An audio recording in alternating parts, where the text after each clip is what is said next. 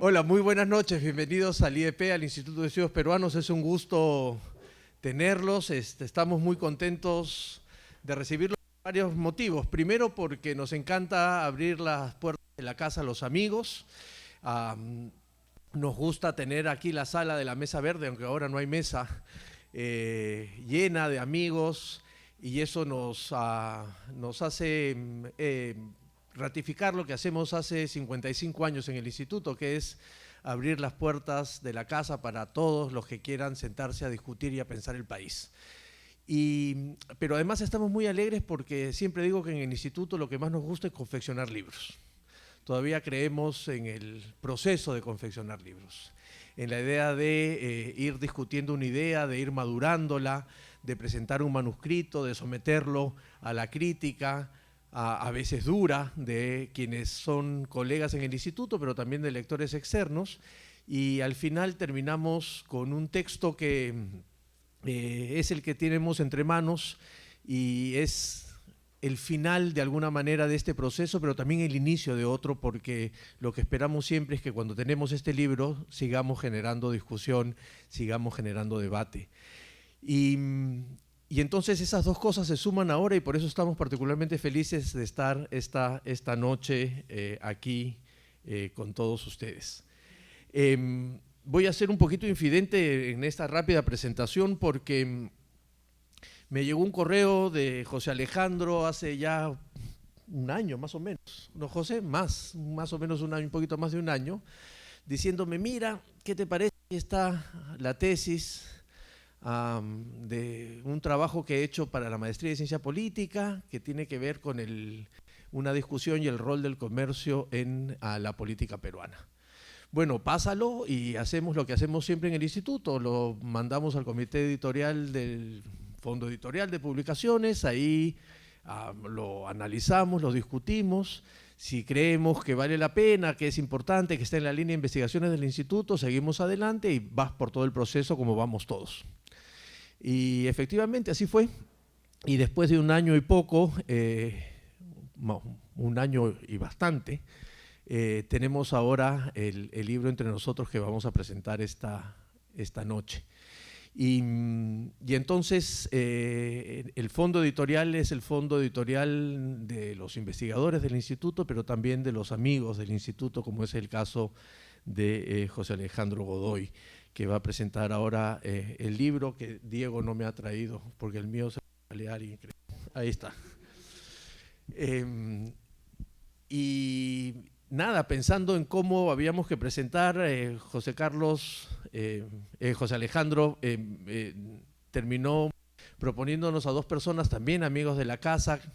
Hemos estado en unas mesas verdes muchas veces juntos, presentando libros también algunas otras veces, y entonces nos acompañan en esta noche para presentar el libro Rosa María Palacios y Fernando Tuesta. La dinámica que vamos a hacer es una dinámica bastante conservadora, a tono con el libro. Y entonces vamos a recibir los comentarios de los presentadores del libro y luego unas palabras finales del autor. Y luego de eso vamos a tener afuera un brindis. Tienen alrededor de 20 minutos cada uno de los presentadores.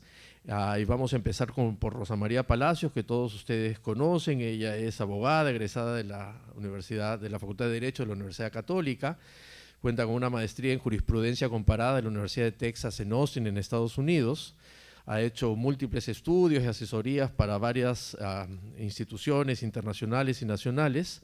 Por supuesto, conduce y ha conducido muchos programas políticos en la televisión y en la radio. Actualmente conduce el programa Sin Guión en la plataforma de La República TV, es columnista de La República y no me lo han puesto, pero todas las mañanas le escuchamos en Radio Santa Rosa. Para que no nos digas que no. Luego va a hacer sus comentarios Fernando Tuesta, que es licenciado en Sociología por la Católica, doctor en Ciencias Sociales por la Universidad Nacional Mayor de San Marcos, candidato a doctor por la Universidad de Heidelberg, en Alemania. Se ha desempeñado en muchísimas organizaciones de sociedad civil, recordarán todo su paso como jefe de la Oficina Nacional de Procesos Electorales de la OMPE. Ha sido docente de la Academia Diplomática, de la Universidad del Pacífico, de la Universidad de Lima, de San Marcos, y actualmente es profesor principal de la especialidad de Ciencia Política en la Católica y hasta hace poco, ya se acabó, ¿no? 2 semanas, la Comisión de Alto Nivel para la Reforma Política, así que él es el culpable de todo, junto con sus colegas de la comisión. Así que bienvenida Rosa María y por supuesto Fernando. José es abogado, politólogo, ha trabajado en el Instituto de Democracia y Derechos Humanos y en la presidencia del Consejo de Ministros, es consultor en varias instituciones sobre análisis político y comunicación política. Extrañamos todos de tanto en tanto leer su blog desde el tercer piso, que ha cambiado de nombre de cara varias veces, pero ahí estamos en la brega de ir comunicando en las redes. Ahora trabaja en la Universidad Católica, en la Universidad del Pacífico, en la Universidad de Lima, en el Instituto de Toulouse-Lautrec, y además de enseñar en todos esos sitios, escribe libros. Así que imagínense cuánta tarea tiene. Así que nada, vamos a empezar con la presentación. Bienvenidos todos nuevamente. Tienes 20 minutos, Rosa María. Muy bien, muchas gracias. Bueno, vamos a empezar primero con una pequeña advertencia. Por estos líos en los que me meto, yo soy una de las protagonistas involuntarias en algunas partes del libro, porque José Alejandro hace 2 años, el 2016, me pidió unas entrevistas para su tesis. ¿Y quién no colabora con un muchacho que está haciendo su tesis? Entonces, con mucha libertad y espontaneidad, dije muchas cosas. Creo que me cuidé de decir otras y decirle que no las publique, y por eso las cosas no salieron tan dramáticas como finalmente las van a leer. Conozco a José Alejandro desde hace muchos años por circunstancias muy, muy especiales. En realidad lo conozco por el blog, desde el tercer piso, pero también porque por esas circunstancias especiales su primer jefe fue mi marido. Él me contaba que tenía un practicante político. ¿Practicante político? Sí, quiere ser abogado, pues yo creo que quiere ser político, porque solo habla de política. ¿Y cómo llegó a tu estudio? Y es una anécdota divertida, la voy a contar. El estudio se llama Estudio García Sayán, pero no trabaja ahí Diego García Sayán. Sin embargo, el joven practicante de Derecho pensaba que sí. Se presentó, dio una brillante entrevista, lo contrataron en el acto y él preguntó, ¿puedo trabajar en el área de Derechos Humanos? Y los abogados lo miraron y le dijeron, aquí no hay área de derechos humanos. Vemos minero, petrolero, tributario. Bueno, y José Alejandro se quedó y aprendió mucho. Despiden a los trabajadores, no hay política social, todo al revés. Pero cuento esa anécdota porque me parece pertinente en este trabajo. Alejandro tiene una muy buena formación jurídica, no solamente es un politólogo por la maestría y por la tesis que lo lleva a realizar esto, sino, como veremos más adelante, porque aprovecha su conocimiento del derecho, por ejemplo, para investigar la composición de los directorios del comercio. Un asunto que tal vez para un sociólogo hubiera pasado inadvertido, sí es importante en esta investigación. Y lo que yo quiero señalar como características relevantes del libro, que me parecen muy importantes, es que esta es una investigación académica que ataca un problema que se presenta mucho en los estudios de actores sociales, que es su homologación en una sola categoría. Es decir, los medios, la academia, los maestros, sin admitir matices. Lo que hace José Alejandro, y lo dice en su introducción, es examinar un medio distinto a los demás medios y la agenda de ese medio que presenta contradicciones en su interior. Esto es de una enorme riqueza. Y repito, yo he peleado durante muchos años con sociólogos que me hablaban de la agenda de los medios. Y yo les decía, ¿cuál es la agenda de los medios? ¿Quién me llama en la mañana a darme la agenda de los medios? ¿O en qué reunión estoy yo donde cartelizamos la agenda de los medios? Entonces, esa aproximación, esa homologación, se rompe con estudios como este, y por eso me parece muy, muy valioso. No hay una agenda de los medios. Yo creo que los medios discrepan, y dentro de ellos también hay discrepancia. ¿Es bueno que haya discrepancia? Por supuesto que es bueno que haya discrepancia. No hay nada más rico en una redacción que la discrepancia. Y lo que resalta el libro también en varias oportunidades es que la relación propietario-periodista es una relación muy compleja. Es muy fácil tener una mala relación, tener una pésima relación es facilísimo.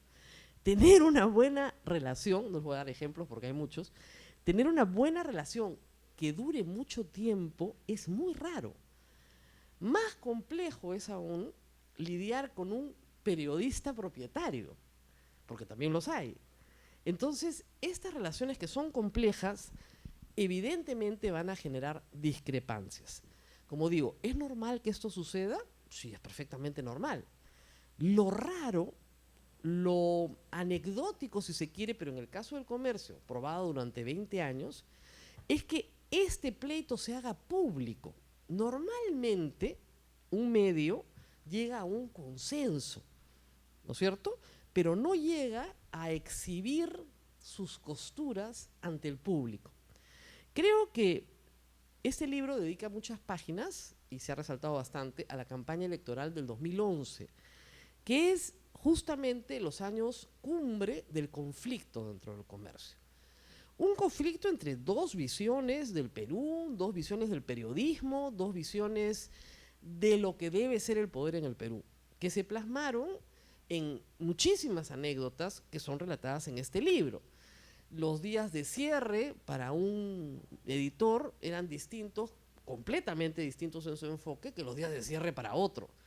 Y eso terminó convirtiéndose en una broma, los días Marta y los días Paco, dependiendo de quién cerraba el periódico. Y eso te daba un producto diferente cada día, lo cual obviamente confunde al lector y evidentemente confunde al propio periodista que trabaja dentro de ese medio, porque no tienes ya ni la más remota idea de cuál es la línea editorial en la que estás trabajando. Luego de estos pleitos públicos, por supuesto, se han arribado, ya veremos después, a soluciones más armoniosas. Creo que es importante la experiencia de abogado de José Alejandro para hacer el mapa familiar. En los años más complicados, cuando trabajé en América y cuando no entendía algunas cosas que pasaban, yo hice un árbol genealógico y le sugerí eso a Alejandro: si quieres entender este problema, haz un árbol genealógico.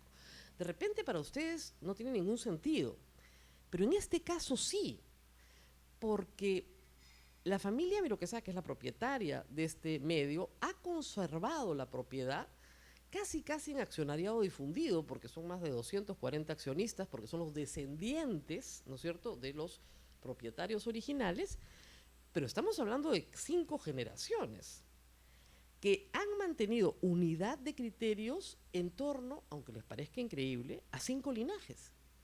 Es decir, hay 5 hijos del fundador Antonio Miro Quesada que resultan de distinta manera generando grupos dentro de la administración del comercio. Esto no fue así en el siglo XX, mucho menos en el XIX.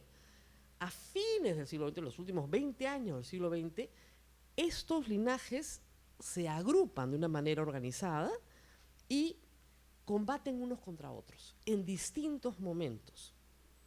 Básicamente el grupo que controla el comercio la mayor cantidad de tiempo es el grupo Garland, porque tienen más acciones y porque logran aglutinar a otros linajes con ellos. Pero siempre tienen la oposición del grupo García Miró y de otros que también se agrupan con ellos, como el linaje que es Sosa. Entonces, esto es muy complicado de entender. Parece 100 años de soledad, pero necesitas el árbol genealógico para entender por qué estos votan con estos y por qué estos votan con aquellos. Y eso se refleja en los directorios que José Alejandro va consignando una y otra vez. Y eso se refleja también en coaliciones más formales que se van haciendo. Esta famosa Fundación 4 de Mayo versus el grupo que había armado un sindicato de accionistas para tener el control de más del 50% de las acciones. Entonces, estos grupos se enfrentan y en distintos momentos hay algunos miembros que cambian de grupo. y cambian completamente la dinámica. El 2008, por ejemplo, es un año de cambio importante, de cambio en la dinámica. Y el 2011 es un año de crisis, porque ese cambio comienza a ser crisis y luego se generan, por supuesto, nuevos cambios. Otro acierto de la investigación que ustedes van a leer es el de las entrevistas como metodología. No solo hay aquí documentación, análisis metodológicos interesantes, sino muchísimas voces y, lo que me parece increíble, muchísima apertura de los actores de estos hechos. Cuando Alejandro empezó esta investigación, yo sabía que los periodistas le iban a contar muchas cosas, porque solemos contar muchas cosas, nos gusta contar buenas historias, y esto es una buena historia, pero siempre pensé que iba a ser muy difícil que los miembros de la familia Miro Quesada le contaran todo lo que le han contado. Y le han dado muchísima información de gran calidad. Y yo debo reconocer que a mí me ha sorprendido eso del libro. Me ha sorprendido la apertura y la sinceridad de algunos implicados en algunos hechos de los que yo misma he sido parte o testigo y que puedo dar fe que son ciertos. Sobre todo de los propietarios. Y debo reconocer que me ha hecho sonreír algunas revelaciones que yo sabía que eran ciertas, pero de las cuales nunca había tenido una prueba clara. Como por ejemplo la conducta del comercio respecto a la candidatura de Ollanta Humala del 2011. Si bien siempre fue un asunto que todos sabíamos por dónde venían los tiros, es interesante que esto sea reconocido por esta vez públicamente y que se diga que fue intencional el deseo de la familia Mero Quesada y que fue un encargo de la familia destruir la candidatura de Ollanta Humala. Obviamente hay muchas declaraciones sobre este episodio llenas de vergüenza y arrepentimiento. Y eso es muy bueno porque todos tenemos derecho a equivocarnos. Fue un momento de pánico, fue un momento en que los accionistas no supieron leer lo que estaba pasando en el Perú y se equivocaron poniendo en juego lo más sagrado que tiene un medio, que es su credibilidad. Y estos ataques, que no tenían ni pies ni cabeza, además de los que se suscitaron en América Televisión, algunos de los que trabajaron en esa época en el comercio dicen: en América fue peor, porque contrataron a Jaime Bailey. En América contrataron a Jaime Bailey porque lo pidió la familia Miro Quesada, no había otra razón. Entonces, no sé si fue peor o no, pero sí hubo una intencionalidad clara. Y creo que eso está bien narrado. Tengo que hacer acá una nota personal. Yo agradezco a José Alejandro el detalle de haber corroborado y anotado mis respuestas frente a algunos hechos controvertidos sobre mi salida de América Televisión. Y digo controvertidos porque la entrevistada, que es Marta Meyer, dice cosas que efectivamente no se ajustan en absoluto a la verdad. Pero en fin, ahí están anotadas mis respuestas. Estos linajes en realidad tienen viejos conflictos no resueltos. De eso no se puede ahondar mucho en el libro porque habría que preguntarle ya a gente que no está. Esto se genera a veces, como pasan estas cosas en empresas familiares, en cosas que sucedieron hace 40 o 50 años, que las familias arrastran y conservan, pero que emergen en momentos críticos. ¿Ha cambiado esto? Yo creo que sí, que es posible que las circunstancias de esta empresa hayan cambiado. Hay varias cosas que están pasando. Primero, hay una nueva generación. La nueva generación, ya es la quinta generación, no arrastra los problemas ni los conflictos de sus abuelos y bisabuelos, para nada, no los tienen. También es cierto que el futuro de la prensa escrita está en discusión en el mundo entero y que el grupo se ha diversificado hacia otros negocios que les van a permitir probablemente un futuro fuera de la prensa escrita mucho más activo. La prensa en papel me refiero, no creo que dejen la prensa, por cierto, pero sí la prensa en papel. Así que esta historia es una historia que va a continuar, pero el eje del libro, por supuesto no lo he mencionado todavía, es esta pugna entre conservadores y liberales. José Alejandro hace una referencia general a lo que es un liberal y lo que es un conservador. Y yo creo que en algunos momentos, como dice la Comisión de la Verdad, y en algunos lugares, los miembros de la familia se han sentido conservadores y en otros liberales. Y en esto, a veces algunos grupos han sido sumamente conservadores, el caso de, ya me falta poco tiempo, el caso de justamente la elección de Ollantumala, donde triunfan los conservadores, pero en otros sí han sido tremendamente liberales.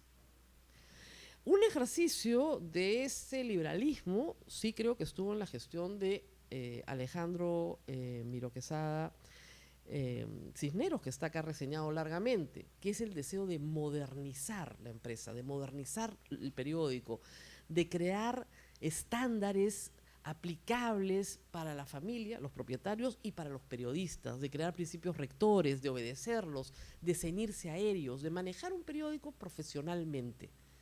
Ese fue un esfuerzo muy liberal en el sentido de la modernización del periódico.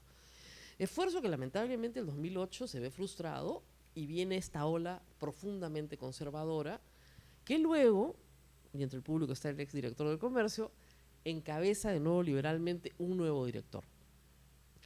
Hay algunas reglas que se explican al final del libro que son bien importantes en el Comercio y siempre me las han mencionado. El director manda, y aunque parezca increíble, eso se respeta. El único momento en que creo en que no se respetó y que hubo esta controversia terrible fue durante la administración de Francisco Miro Quesada por el pleito permanente con su prima Marta Meyer. Aunque ambos pertenecen al mismo linaje, tuvieron un encontrón permanente en la forma de manejar el periódico. Y Francisco Miro Quesada reconoce que en algunos momentos él le entrega a Marta, simple y llanamente, el control del periódico porque quería exponer esta situación al público. Creo que fue un gran error. El público no tiene por qué ver, como digo, las costuras del alma de el medio cuando el medio no logra definir su propia línea editorial, que fue lo que pasó. Sin embargo, de esto podemos sacar muchas lecciones sobre el comportamiento de un medio en específico. Ahora falta hacer otros medios.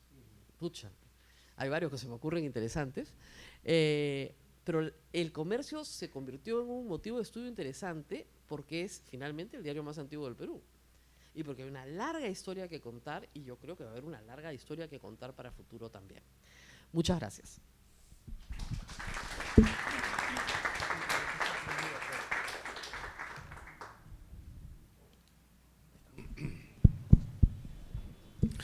Buenas noches.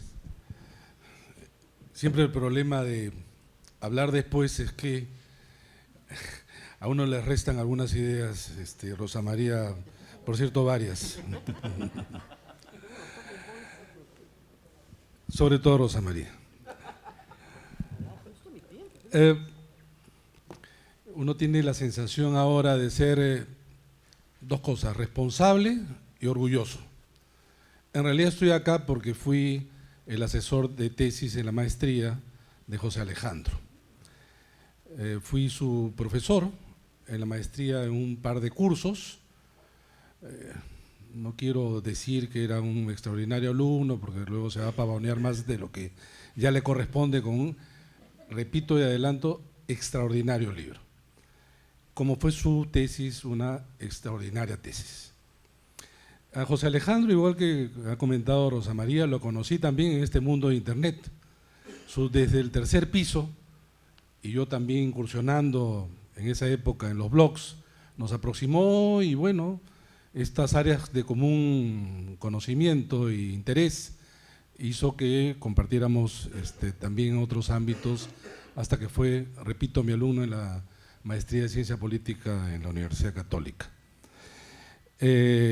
Y luego me dijo un día, bueno, ahora en seminario necesitamos hacer obviamente un tema de tesis, que es pues uno de los primeros y quizás más momentos problemáticos que tienen los alumnos, que investigar. Muchos alumnos vienen pues y dicen, bueno, yo quiero escribir sobre la democracia en el Perú, ¿no? Es un oceánico, ¿no? Bajar a los alumnos al piso siempre es un tema, y desde el tercer piso, imagínense. Pero José Alejandro tenía algunos elementos que le permitían a él ya aterrizar. él efectivamente viene del mundo del derecho, pero estuvo incursionando en el mundo de las comunicaciones en general. Para empezar, es un gran comunicador, sobre todo por escrito. Y entonces, él dice, a mí me interesa el tema del comercio. Miren, en las tesis que suelen presentarse en la universidad, primero como proyectos de investigación, la clásica es cómo hacer una tesis de ciencia política que tiene que ver con un medio. Y normalmente los alumnos quieren la influencia del medio en la elección tal, o cuál es el encuadre de los medios en relación a tal partido candidato. O vamos a comparar el comercio con la república en relación, bueno, esto hay montones, en el pregrado y en el posgrado. Y entonces él me dijo, mira, en realidad, ya conversando sobre el tema del comercio, decía, ¿cómo entender estos cambios que han habido sobre la línea editorial del comercio en tan poco tiempo? ¿No? ¿Cómo entenderlo? Pareciera pues bandazos, ¿no? En un momento se apoya una candidatura, como ya ha reseñado Rosa María, en otro momento es mucho más liberal. Era pues, imagínense ustedes, impensado en otro momento que el comercio limite y saque de uno de sus colaboradores al arzobispo de Lima. Impensado. Y que saque de sus colaboradores a una miembro de la familia, como es Marta Meyer. Son aspectos que en realidad dice esto contrario a lo otro, repito, parece como bandazos de un periódico que tradicionalmente era, para empezar, conservador. Y entonces, decir, para entender esto, comenzamos a conversar, ¿no?, sobre cómo hacer el diseño de investigación. Hay que ir un poco atrás. Y ya parecía Julio Kotler, ¿no?, que para estudiar el gobierno militar se fue tan atrás, que recuerdan ustedes su primer capítulo es la herencia colonial, ¿no? Entonces, para entender el Perú hay que irse hasta la herencia colonial, ¿no? Y que cuando llegó al punto del gobierno militar, ya no hizo el trabajo sobre el gobierno militar, ¿no? Se convirtió en la gran introducción para entender el Perú. Y José Alejandro agarró y dijo, bueno, vamos a estudiar. Su primer capítulo es, y empieza casi de nacimiento del comercio. Y en realidad, para entender el comercio, si bien es cierto, no hay que ir hasta el día de su fundación, sí es un antecedente interesante, porque la historia del comercio, y esta es una historia no oficial del comercio, resulta siendo, en casi sus 180 años, gran parte de la historia del Perú. Y esto es fundamental. Por eso que este libro también permite entender nuestro país. A partir, además, de enfocar el trabajo no como el comercio como un medio de comunicación, sino el comercio como un actor político. Y entonces, José Alejandro, durante su permanencia en la maestría y en el desarrollo de conversaciones, con esto no quiero decir de que yo tengo responsabilidad, él tiene la responsabilidad absoluta del gran producto que tiene, y porque él, José Alejandro, tiene recursos personales de sobra para abocarse a una investigación que además tiene, aparte de haber hecho, repito, si bien se centra en el desarrollo de entender cómo un mismo diario va a tener diversas líneas editoriales en un relativo corto tiempo, sobre todo en este siglo, ha podido cometer ciertamente esta suerte de aventura de investigación y académica, repito, haciendo una suerte de la mejor historia del comercio que tenemos. ¿Qué antecedentes tenemos sobre esto? Uno que me encantó mucho, pero fue un libro ya antiguo, que también fue una tesis, en ese caso doctoral, de Denis Gilbert, el famoso Historia de tres familias. Y en realidad tenía que ver con los Prado, los Aspíllaga y los Miró Quesada. Entonces, a través del estudio de los Miró Quesada, su relación con un gran medio de comunicación como era el comercio. Y ese fue un clásico, ¿no? Fue la tesis doctoral traducido y libro que por cierto casi ya no se encuentra, por Editorial Horizonte, que felizmente José Alejandro lo tiene en la bibliografía de base, y esta historia oficial de López Martínez, Héctor López Martínez, que es algo así como el historiador oficial del comercio. Pero el de Denis Gilbert tenía que ver más con esta historia de la oligarquía. Y el de López Martínez es un recuento de hechos de una historia oficial. Entonces uno no va a encontrar alguna explicación que tiene que ver con el desarrollo del medio de comunicación entonces como un actor político. Este libro no solamente cubre ese espacio, sino que abre, creo yo, una brecha de investigación y en este caso de manera exitosa. Y entonces, concuerdo con Rosa María, que una mirada simple hacía ver al comercio como una suerte de representante de intereses. Entonces el comercio debía responder a eso que pareciera que en general en su vida solo hizo.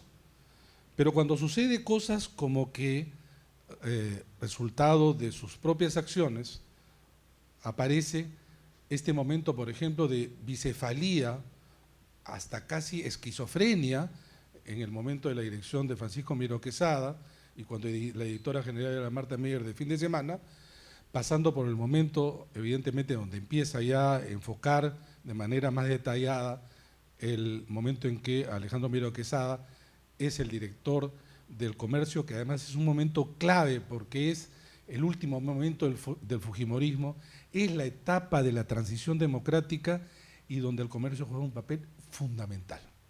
El comercio juega un papel fundamental. Y sin embargo, va a pasar otro momento, que hemos ya explicado también Rosa María, de esta casi dualidad, para pasar a un liberalismo mucho más marcado, a la cabeza de Fernando Berkemeyer y ahora último.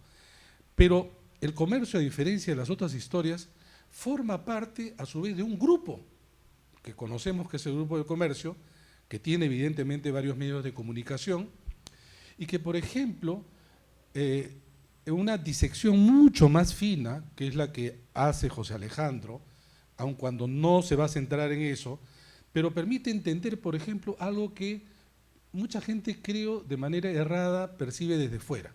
Algo así como que todos los directores de todos los medios del Grupo del Comercio se reúnen para decidir una línea editorial y esto hace. Nunca me voy a olvidar, acá está Augusto, que me lo comentaba, tantas otras personas, cuando era director del Perú 21, competía también con el comercio. Entonces, esta es la idea de que existe pues una suerte de única cabeza que decide y toma decisiones políticas de trascendencia, no es el caso. Y entonces trabajos como este permiten entender de que en el caso sobre todo del comercio, justamente comprender esos cambios requieren, y este libro permite, a través de este trabajo de investigación profundo, dar explicaciones y, repito, lograr entender cómo hacer un trabajo de esta naturaleza, observando al medio de comunicación como un actor político, exige pues destrezas, exige conocimiento, exige una metodología adecuada y algo que es muy difícil y que lo ha logrado. Lo ha señalado Rosa María. Las fuentes secundarias las tenemos todos, pero las fuentes que nos proporciona, por ejemplo, la entrevista es fundamental. Y la lista de entrevistados de José Alejandro es de la más amplia, plural, y que le ha permitido cruzar información. No contentarse entonces con entrevistar a uno que otro que podrían representar familias, tendencias, ideas al interior del grupo, sino una amplia gama. Creo que muy poquitos al final no pudieron contestar, pero que fueron suplidos por otras entrevistas. Entonces, este libro, repito, no solamente abre una línea de investigación importante, en otros países hay trabajos como este. En nuestro país, repito, salvo estos antecedentes relativos al comercio, en realidad han sido insuficientes, no nos han podido lograr entender al comercio, en este caso como diario principal del país, pero tampoco existen trabajos de esta naturaleza de otros medios, La periodización, además, que hace José Alejandro, no es solamente una periodización basada en una cronología lineal, sino que de los distintos periodos recoge momentos fundamentales para poder entender la línea editorial del Comercio. Línea editorial que, por cierto, no se maneja de una manera unidireccional, algo así como la composición del directorio, el director, editores y lo que aparece en el diario. Este es mucho más rico y mucho más complejo a la vez. Solamente quiero terminar señalando lo siguiente. José Alejandro tiene dos virtudes además que completan este buen trabajo. Uno de ellos, que no siempre se encuentra, y mucho más cuando son trabajos académicos, está muy bien escrito. Y eso de verdad es un valor agregado que así nomás no se encuentra. Es un trabajo además que, siendo en profundidad, que parece un nivel de especialización, tiene una narrativa entretenida. Y entonces, y esto digamos, no como propaganda para el libro, pero sí decirlo, y además tratando de no ser tan parcializado, porque les comentaba al inicio, soy responsable en parte de que José Alejandro no solamente se aboque a este trabajo, sino que cuando me dio una versión preliminar, le dije, no lo estoy leyendo ya como versión de tesis, estoy leyendo ya como que tiene que ser un libro. Y lo alenté hasta el cansancio para que este tesis termine siendo un libro. ¿Y quién lo puede editar? Hay que apuntar arriba, el IEP. Ahora tenemos libro y una felicitación a mi exalumno y extraordinario autor. Muchas gracias.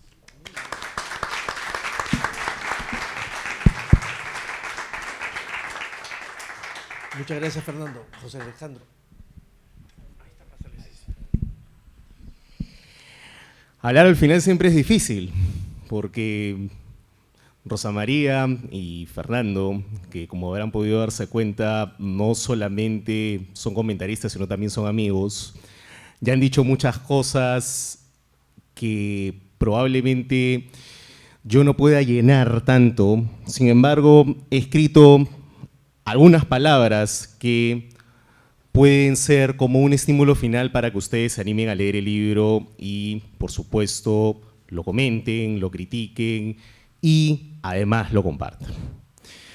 La presentación de un libro supone la culminación de un conjunto de esfuerzos intelectuales. Como ya lo ha mencionado Rosa María, como lo ha mencionado Fernando, de alguna u otra manera el germen de este texto apareció hace 11 años, cuando algunos de quienes estamos aquí presentes teníamos un blog. De hecho, Rosa María todavía lo tiene, y Fernando también. Y en esa época varios comentábamos los cambios en el Grupo del Comercio. Ya en una forma más académica, el volumen que varios de ustedes ya tienen hoy en sus manos, o que ya está en las bibliotecas de algunos, se comenzó a gestar hace 4 años cuando, como bien ha notado Fernando, estudiaba la maestría en Ciencia Política y Gobierno en la Universidad Católica. Y hoy, en esta casa histórica, Ricardo Cuenca nos contaba que esto es una casa de 1938. Aquí en el Instituto de Estudios Peruanos cerramos formalmente esta investigación. Rosa María y Fernando, quienes hoy me acompañan en esta mesa como comentaristas, no solamente han dado una muy buena lectura de este texto. Ambos, como ya lo han mencionado, formaron parte del mismo, ¿no?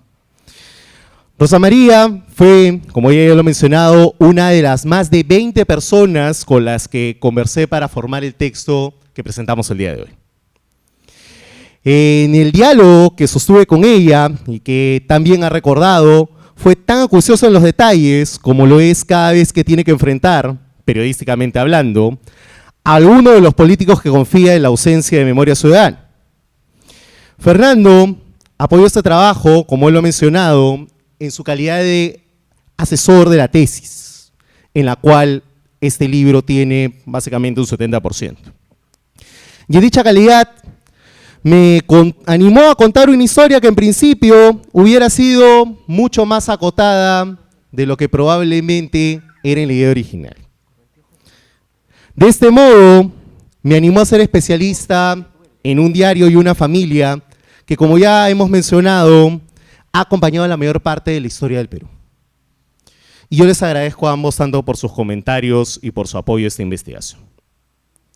No hay que olvidar que estamos, a pesar de que, como ya lo han mencionado ambos comentaristas, el texto tiene partes bastante sabrosas, pero este es un texto académico. Los datos, anécdotas y no pocas revelaciones que ustedes van a encontrar sobre, con el perdón de la frase hecha, el diario decano de la prensa nacional, buscan explicar que los medios de comunicación no se construyen con el consenso impuesto que se tendría dentro del Partido Comunista de la Unión Soviética en tiempos de Stalin o dentro del Partido Fascista dirigido por Mussolini. Por el contrario, la construcción de la historia tiene en muchos casos como ingrediente principal pugnas, tensiones y en no pocas ocasiones, como se cuenta en el libro, broncas, que se suscitan en cualquier sala de redacción, corresponda a un medio tradicional o a un medio digital. Detrás de muchas noticias existen varios no y, por supuesto, también varios sí.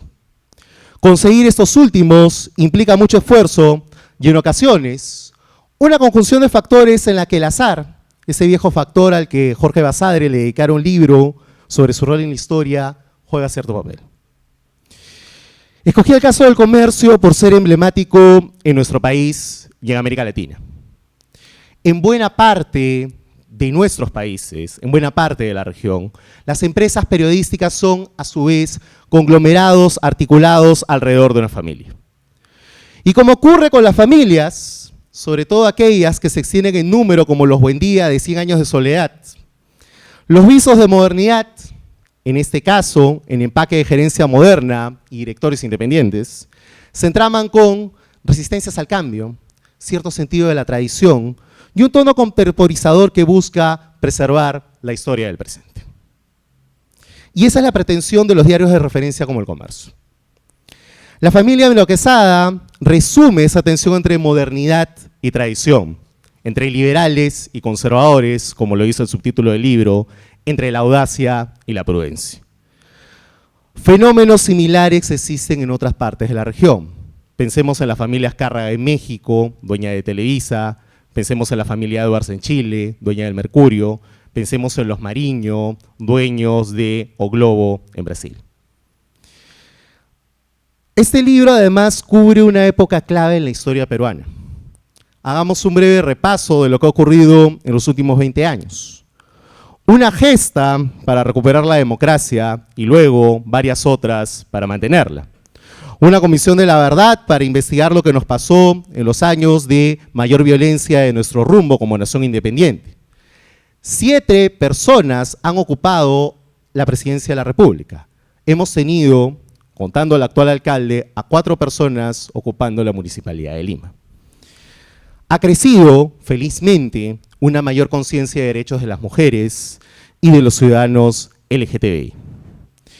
Hemos conocido casos de corrupción de mayor o menor calado, cuyas consecuencias pagamos hasta hoy y esperemos que todos los que tengan que pagar paguen. Contamos con un significativo crecimiento económico que no se ha visto acompañado por la suficiente construcción institucional. Aquí Fernando puede dar fe de ello. Padecimos hasta hace poco a un arzobispo limeño que encarnó tendencias bastante retardatarias. Sufrimos desastres naturales agudizados además por imprevisiones humanas. Y casi por milagro presenciamos un mundial de fútbol al que fue Perú. En todos estos hechos estuvo presente el comercio. Y en la mayor parte, las pugnas entre directivos, directores, editores y periodistas forjaron el producto que cada mañana vemos colgado en un kiosco o cuyo contenido revisamos ahora a través de nuestros teléfonos celulares. Esta historia del presente, una frase que Fernando Berkemeyer siempre me ha recalcado, fue construida en base a distinciones ideológicas en ocasiones, y en otras, procurando la mayor distancia posible de lo que pensaban algunas personas con puestos de decisión. Como van a encontrar en el libro, los resultados en algunos casos fueron bastante dignos y significativos, y en otros, como algunos protagonistas de esta historia lo han mencionado, la categoría de desastre estuvo bien colocada. Hace algunos días Una persona muy cercana y muy querida, con el rigor e inteligencia que le caracteriza, me lanzaba un interrogante.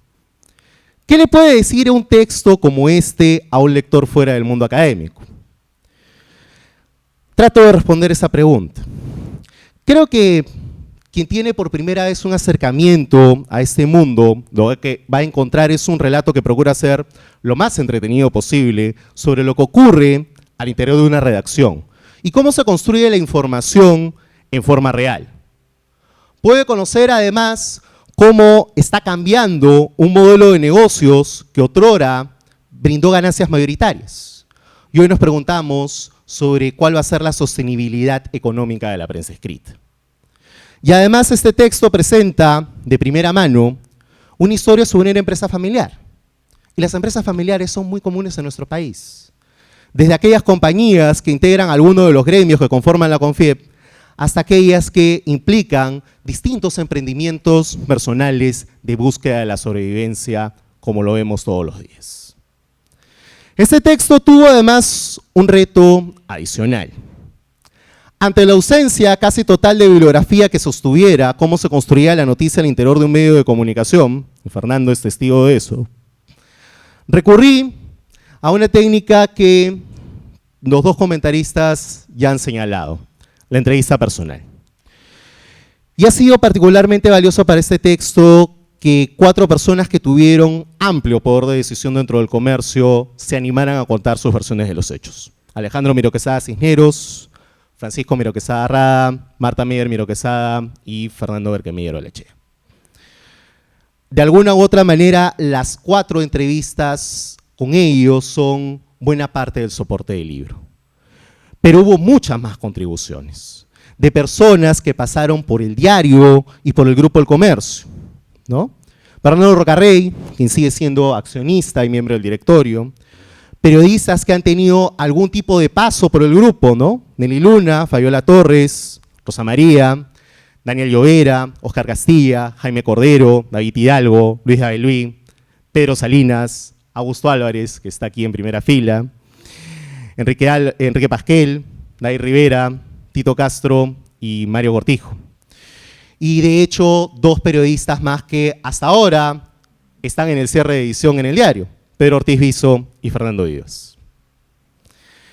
Yo quiero agradecer en particular, además de a Rosa María y a Fernando, las generosas palabras que 2 personas a las cuales yo respeto mucho han dado sobre este libro en distintos espacios, ¿no? Juan Carlos Tafur y Gustavo Borriti. Y a la distancia, porque no han podido estar, a Marcos Cifuentes y a Roberto Bustamante, sin los cuales no se hubiera inoculado el bichito de escribir sobre el comercio. Como mencionaba, además hace algunos minutos, este libro tuvo como germen la tesis para graduarme como magíster en Ciencia Política y Gobierno en la Católica.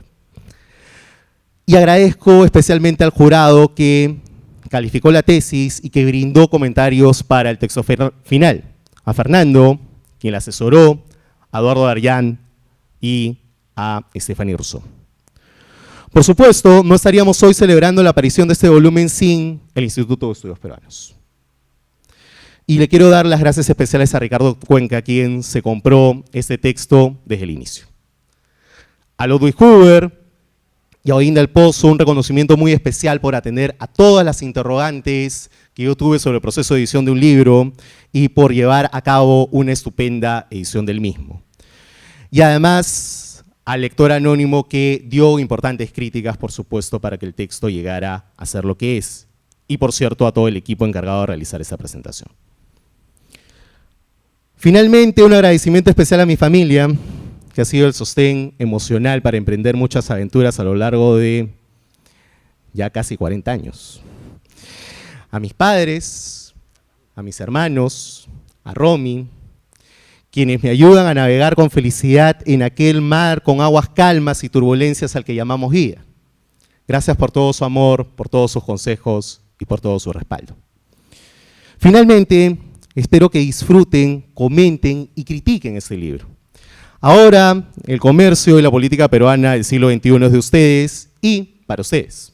Gracias por su asistencia, gracias por su lectoría. Buenas noches.